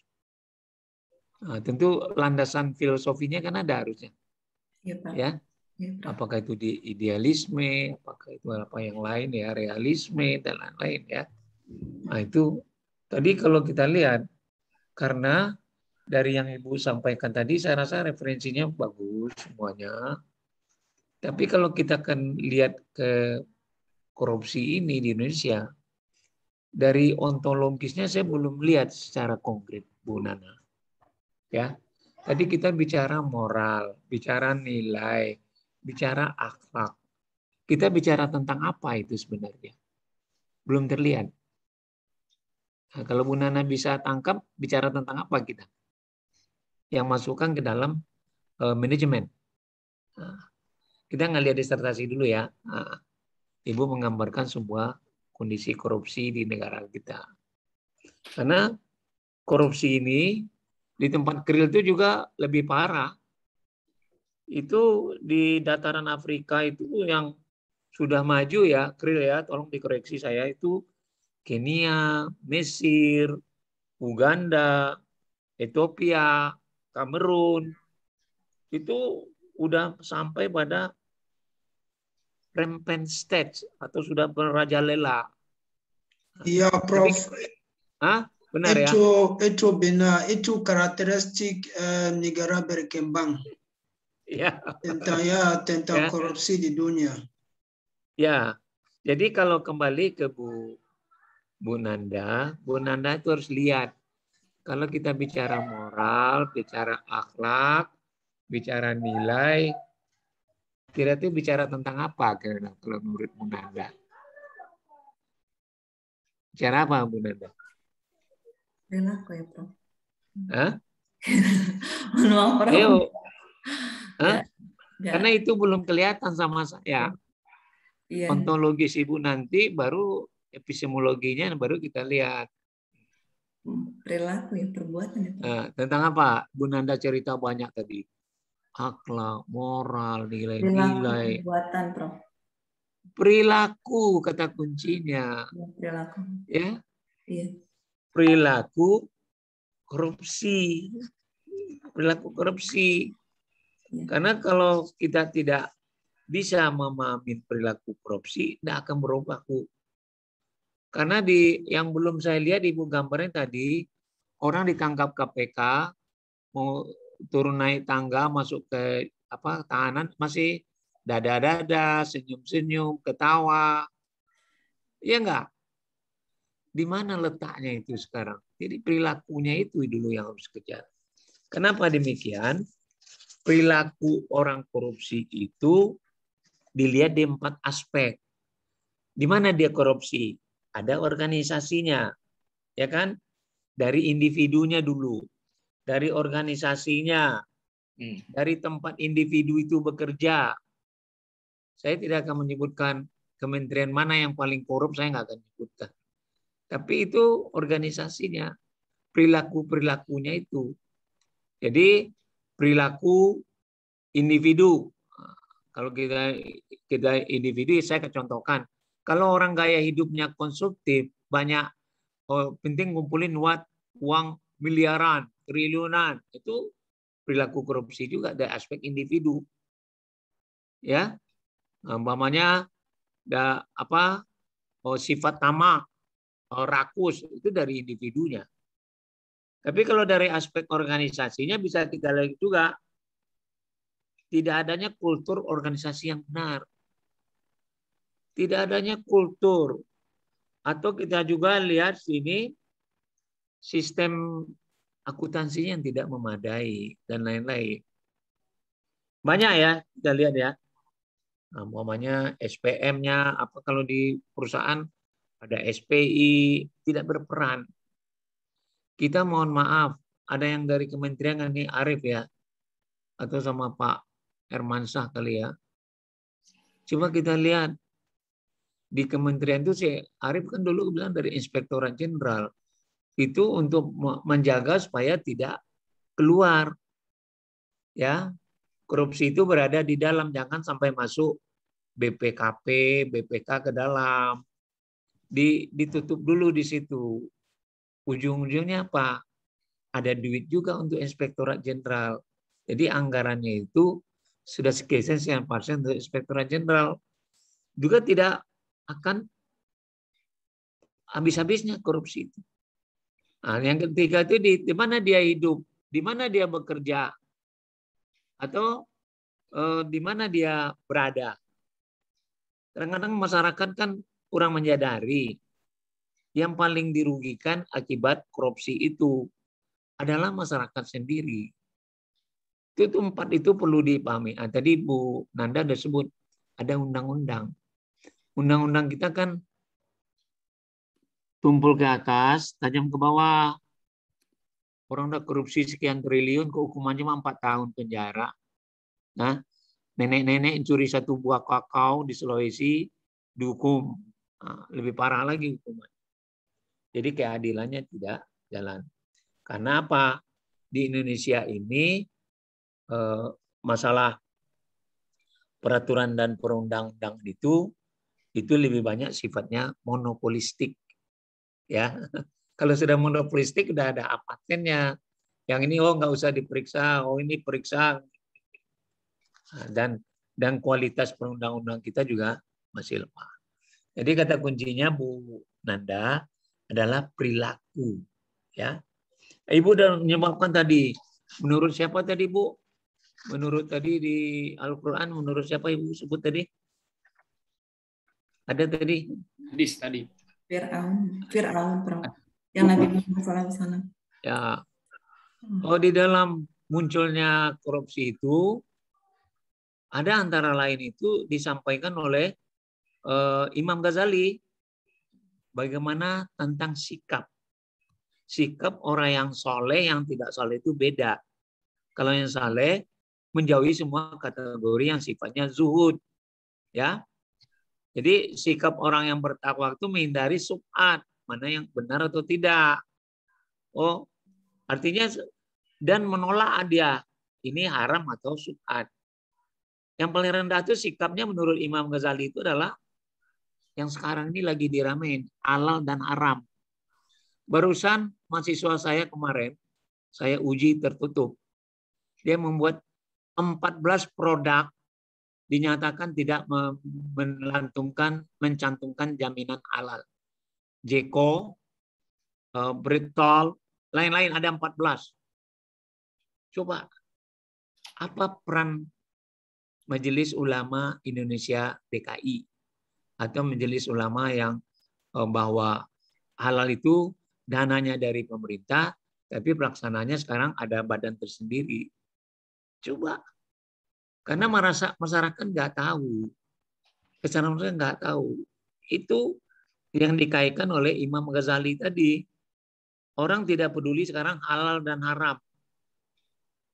Ya. Nah, makanya Imam Ghazali itu mengatakan, tadi dari brosur Ibu ada itu pendidikan tentang anti korupsi, saya bagus sekali itu. Ya. Nah, itu dari agama. Tapi dari pendapat-pendapat lain itu banyak. Kenapa korupsi itu muncul? Jadi saya katakan juga, tadi Kriel mengatakan di negaranya sendiri yang daerah berkembang itu rata-rata korupsinya juga bermerajalela. Ya.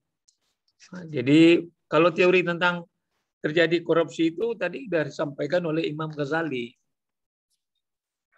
Tetapi banyak pendapat-pendapat lain yang mengatakan korupsi itu timbul karena keserakahan. Karena ada kesempatan, ada kebutuhan, ada pengungkapan. Jadi hati-hati kita semua. Banyak itu saya tidak akan ceritakan teori itu semua, tapi yang jelas dari kita itu munculnya mungkin bisa dari GON tadi, bisa dari motivasi, bisa juga ada dari reward yang dia terima itu lebih kecil dari keputusan. Umpamanya tadi orang kena hukum yang dikorupsi triliunan, kena hukum 4 tahun. 4 tahun itu jadi kok dia mengenai 4 tahun sekian triliun dia korupsi. Berarti itu suatu yang mengatakan bahwa tindakan korupsi itu akan lebih bermerajalela lagi saya aja sedikit, sekian cuma sedikit, maka dia akan melakukan korupsi lagi. Ada. Jadi korupsi itu sebenarnya lebih tinggi dari hukumannya, sehingga dikatakan itu akan mendapatkan dia hukuman yang lebih kecil. Itu berbahaya lagi. Karena di Indonesia kita lihat aja, korupsi-korupsi bagus-bagus, masuk suka miskin, dia beli rumah di sana, dia keluar masuk, izin, tinggal dibayar, sipirnya, dia bisa pulang, besok pagi dia masuk lagi. Nah, ini sudah perilaku, Bu Nanda. Ya, silakanlah Bu Nanda. Nah, sekarang pertajam perilaku itu. Jadi kalau sudah bicara perilaku, kita akan banyak nanti bicara tentang perilaku manajemen ini, perilaku organisasi. Salah satu inti perilaku organisasi adanya keberagaman, diversity. Keberagaman itu dilihat dari aspek apa?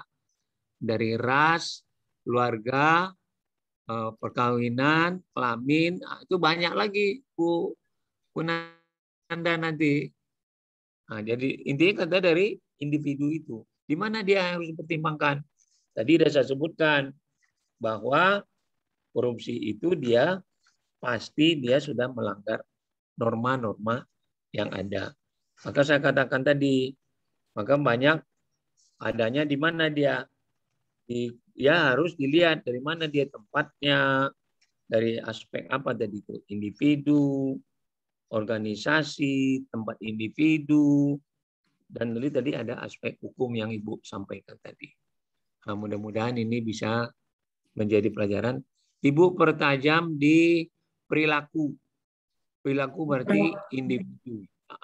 Karena perilaku itu larinya nanti kalau Imam Al-Ghazali ke sikap. Sikap orang kalau dia tahu. Karena sikap sekarang orang menghalalkan segala cara. Dia bisa. Itu salah satu, apalagi terkait dengan uang. Nggak usah jauh-jauh kita sekarang. Coba lihat apa namanya, pinjol. Dia nggak, padahal yang kerja itu tahu dia menipu, tapi nggak mengakui sikapnya itu dia akan menipu orang, enggak kan? Pinjol ini lagi rame sekarang. Nah, untuk itu Ibu pertajam ontologisnya ke perilaku. Perilaku di sini nanti banyak. Jadi ada sikap, ada nilai, ada moral. Nanti dilihat kenapa itu orang itu terjadi. Akan terbentuklah epistemologi, Ibu. Nah, gimana kegunaannya nanti? Paling tidak menyarankan perlu pendidikan anti korupsi. Tadi sudah ada itu leaflet-leafletnya yang saya lihat dari Ibu. Anti korupsi. Maka untuk itu nanti ditambah. Ya, Bu ya. Karena Ibu lihat dari fenomena yang ada sekarang. Iya, Prof.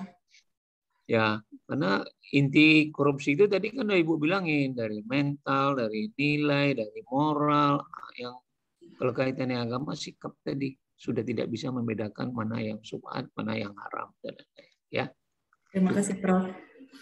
Jangan-jangan kita ini udah terkena itu, nggak tahu.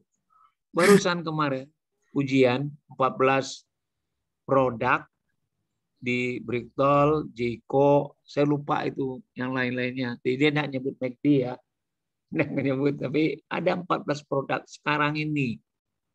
Ternyata benar tidak ada label halalnya.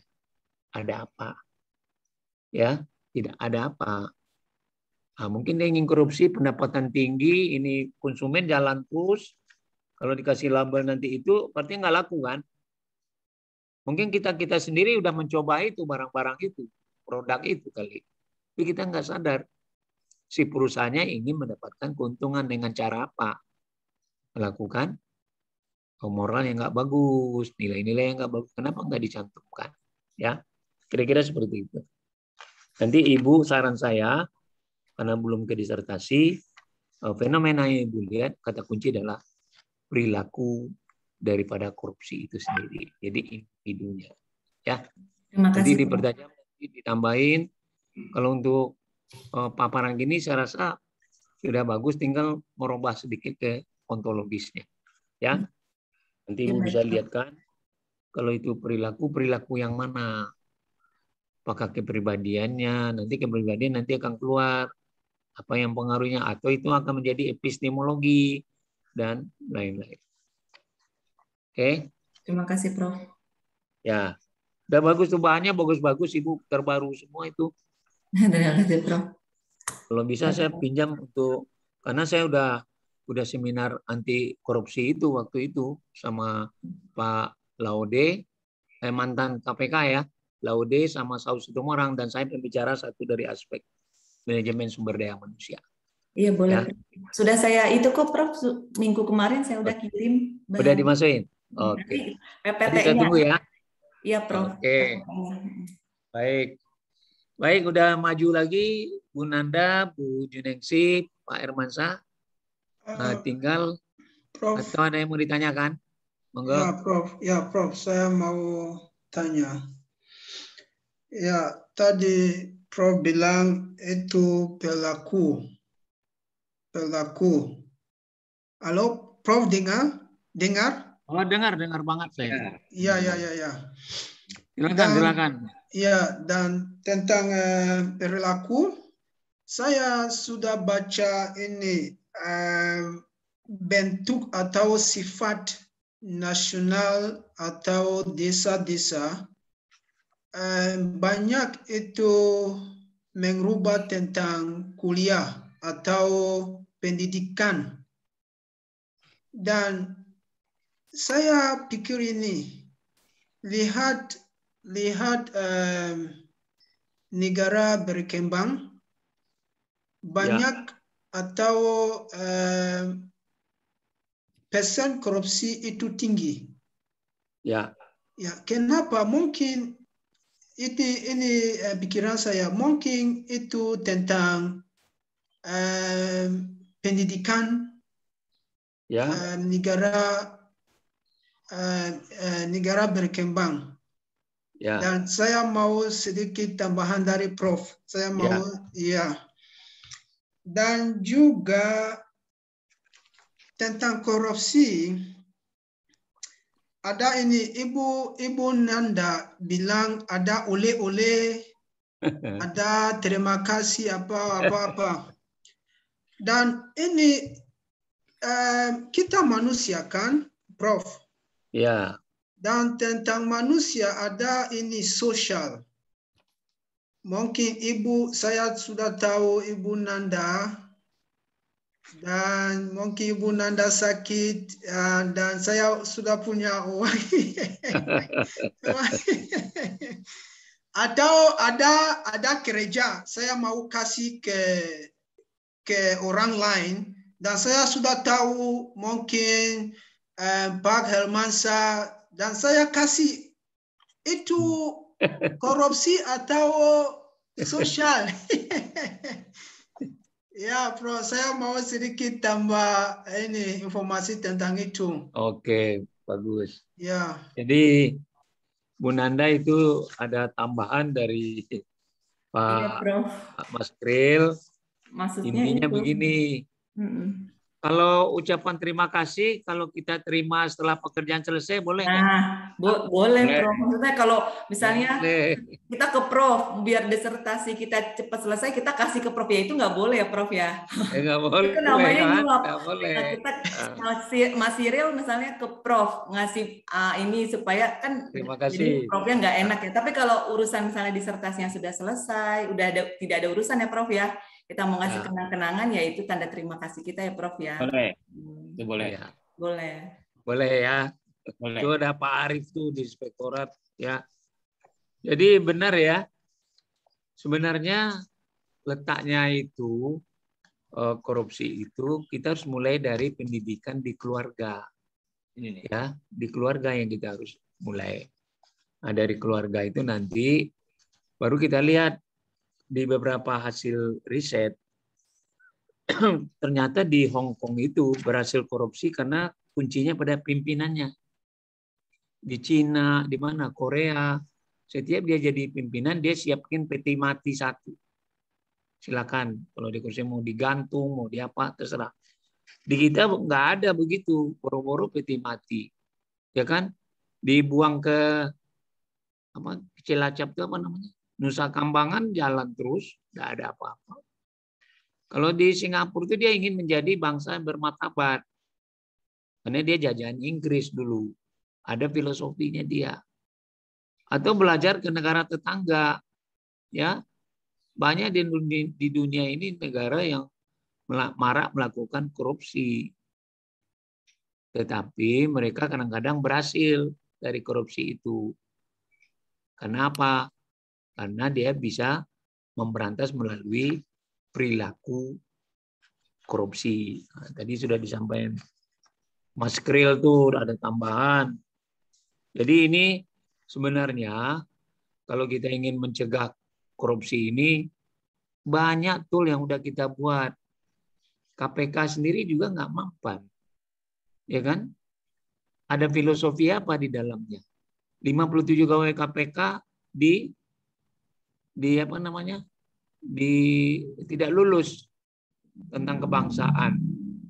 Itu tool itu. Jangan-jangan orang 57 ini orang-orang yang aktif untuk menggali bagaimana mencari kapan, di mana, dan terjadinya korupsi. Nah, jadi tadi bagus tadi Cyril tambahnya ya ada ucapan terima kasih lain-lain. Tinggal kondisinya kapan itu diberikan. Ya, saya tidak usah. Mungkin anak saya sekolah kelas 6 terima rapor atau naik kelas. Tapi setelah terima rapor saya kasih ucapan ke gurunya. Itu kan bukan artinya saya korupsi kan. Mungkin beliin bahan. Nah, dan itulah nanti tolong Ibu Nanda perilaku tadi dilihat dari mana yang tadi dilihat. Baik. Karena tidak lepas dari moral, nilai, dan sikap tadi. Baik. Karena berat. Ada kesempatan bla bla bla, ada kesempatan bla bla bla. Jadi nggak bisa. Saya sangat tertarik ini kalau perilaku tentang korupsi ini karena lagi digalakkan di kampus sekarang untuk mendidik calon mahasiswa atau mahasiswa itu supaya tidak berperilaku. Artinya memotivasi dia lah paling tidak. Karena aspeknya tadi Gon tadi ada keserakahan, ada kesempatan, itu susah. Kalau sikapnya tadi menurut Imam Ghazali, makan aja, padahal di menurut Imam Ghazali nggak boleh. Ada label merek halalnya nggak ada. Kita di Indonesia perlu karena ini negara kita kan tidak Muslim semua. Negara kita punya agama yang macam-macam. Sesuaikanlah dengan aturan kita. Tapi kita sendiri udah terbawa dengan apa yang kita lihat, yang kita makan sehari-hari, dan lain sudah tidak mempedulikan yang halal dan haramnya. Itu Imam Ghazali mengingatkan itu aja. Mana yang subhat, mana yang haram. Nah, itu yang kita lihat. Kalau ragu-ragu ya tinggalin. Kalau tidak ya jalan. Ya. Jadi saya kata kunci untuk Bu Nanda, pertajam kalau ini belum untuk disertasi, pertajam ke ontologi dulu. Kalau substansinya udah banyak itu, Bu Nanda. Ya, terima kasih. Nah, substansi udah banyak. Kalau lihat nanti ada bahan-bahan makalah, seminar, Ibu lihat lagi untuk mengarah ke epistemologi. Ya. Terima kasih. Yang jelas untuk aksiologi agak susah. Cuma bisa membuat pendidikan anti korupsi nantinya. Ya kan? Itu intinya. Kalau mau habis nggak mungkin, Bu. Ibu udah ceritain banyak tadi. Nggak akan mungkin. Cuma tadi saya minta bagaimana pendapat Hatta. Hatta itu kan udah bilang juga. Korupsi ini udah membudaya habis. Memang korupsi ini mulai zaman Fir'aun. Udah ada itu. Baik secara dia menggunakan secara komunikasi verbal maupun non-verbal. Banyak. Ya. Baik Bu Nanda. Terima kasih, Pak Hermansyah, gimana? Kita ketemu lagi. Mata kuliah ini banyak dengan kehidupan sehari-hari, baik pendidikan, baik di unit kerja. Nah, kita harus mengayomi dan memahami untuk menjauhi dari kegiatan-kegiatan yang mungkin tidak bisa kita terima. Tadi Gril udah bilang ucapan terima kasih, apa banyak lagi tadi itu ditulis Bu Nanda. Ya, tinggal waktunya kapan. Oke, saya rasa demikian untuk minggu depan yang akan paparan paling enggak 2 orang siapa kira-kira ya yang mau daftar. Minggu ke-6 nanti minggu ke-7 lagi sisanya. Ini udah berapa nih? Udah 3 ya Pak Herman? Ya, sudah 3. Berarti yang belum Pak Arif ya, Pak Arif, Pak Nah, tinggal Yusuf. pilih. Minggu depan itu ada 2 orang. Minggu ke-7 1 orang sama kisi-kisi untuk bahan ujian. Gimana? Siap. Nah, kita kasih dulu kesempatan apa Hermansyah nanti yang melaporkan ke saya atau gimana? Siap. Karena Arifnya ada sekarang, Arifnya. Pak Arif, Arif. ada? Insya Allah siap. Prof. April. Pak Arif ya? Ya, insya Allah siap. Nah, Ya. Pak Arif siapa lagi? Apa Saya Kril? boleh, Prof. Saya boleh. Pak Yusuf ya? Ya. Nah, kalau saya boleh tanya, Pak Yusuf sekarang tugas di mana? Saya wirausaha utamanya. Oke. Usaha bisnis ya. Banyak. Terus Pak Arif masih di inspektorat? Maaf, bukan Prof. Saya dosen biasa. Saya di Lembaga Penelitian dosen Pengabdian di Masyarakat di Pelita Bangsa ya. Universitas Bangsa. Pelita Bangsa. Iya. Yang, Yang dimana, sama itu, Pak Rahmat itu. Yang di Cikarang, Dimana, Pak? Prof. Universitas Pelita Bangsa Cikarang. Oh, yang Rahmat Iya. kemarin ketemu saya, Pak Rahmatnya. Betul. Betul, Oh, Prof. dia, Iya. Pak Rahmat itu dosen juga? Iya, dosen standby 5 hari. Dosen standby. Atau struktural juga di kampus? Pak Rahmat. Kalau Pak Rahmat itu dosen standby aja sih, Prof. Oh, dosen standby. Iya. Kalau Pak Arif? Betul. Saya ada di LPPM, Prof. Wah, LPPM, jaminan mutu itu dekat-dekat semua itu ya. Ya, mudah-mudahan. Ya udah bagus lah. Ya. Rektor, Kalau Pak. Anda bicara, Prof, Pak Arif itu rektor. Pemilik. Oh, Aduh, enggak. Arif. Enggak. Pemilik. Wah, luar Adanya biasa. pemilik Pelita Bangsa, Prof. Saya tahu aja itu. Pak Arif, mah. Anak buahnya Pak Arif itu mahasiswa saya, Pak Rahmat. Saudaraan, Pak. Pak Prof, saya sama Pak Arif itu saudaraan kampusnya. Oh, gitu. Bisa. Ya, Pak Arif. Dia low Ya, profil ini ya. Tahu aja. Dia low Ya. profil tapi high income. Nah, itu kan? Ya kan? Aduh. Iya, Prof. Baiklah, para mahasiswa, Terima saya kasih. dengan senang hati, saya senang sudah banyak memulai melihat nanti larinya ke ontologis, epistemologi, karena kalau kita tidak buka aliran-aliran ini, kita nggak ngerti sama sekali. Ya, sampai hari ini terakhir kita bahas tentang progresif.